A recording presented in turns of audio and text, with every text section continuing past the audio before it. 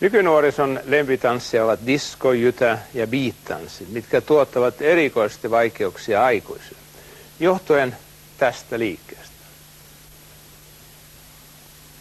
Tässä täytyy päästä oikeaan diskofiilinkiin, että tämä onnistuu.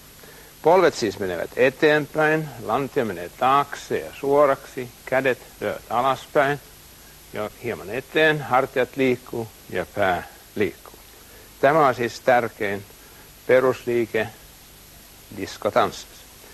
Seuraava on vasen jalka sivulle, 1, oikea yhteen 2, oikea jalka sivulle 3, 4. 1, 2, 3, 4. Nostamme reilusti polvia ja nostamme jalkoja. Siis 1, 2, 3, 4, 1, 2, 3. Lisäämme tähän kanta-askeleen. 1, 2, 1, 2, 1, 2, 1, 2, 2. Nyt juoksemme taaksepäin. 1, 2, 1, 2. Käännämme varpaat hieman ulospäin. Ja seuraava liike on sitten vasen jalka päälle ristiin.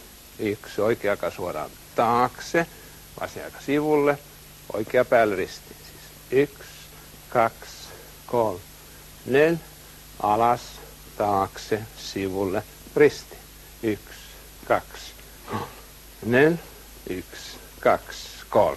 Ja sitten vasen jalka yhteen, oikea jalka sivulle ja nostamme lantion. Oikea yhteen, vasen sivulle ja nostamme lantion. 1, 2, 3, 4. Nyt tämän voimme tehdä myöskin näin päin. Ja kun osaamme nämä liikkeet, tarvitsemme vaan diskomusaa. Ce soir, Boris est chez lui. Il a éteint toutes les lumières. Il a son petit pantalon à patef rouge, pompe blanche. Ce soir, attention, Boris danse. Ce soir, chez Boris, événement, c'est soirée disco.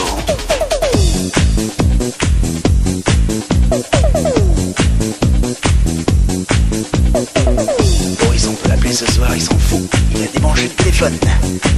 Ce soir, chez Boris, c'est soirée disco. Go, go, go, show Boris.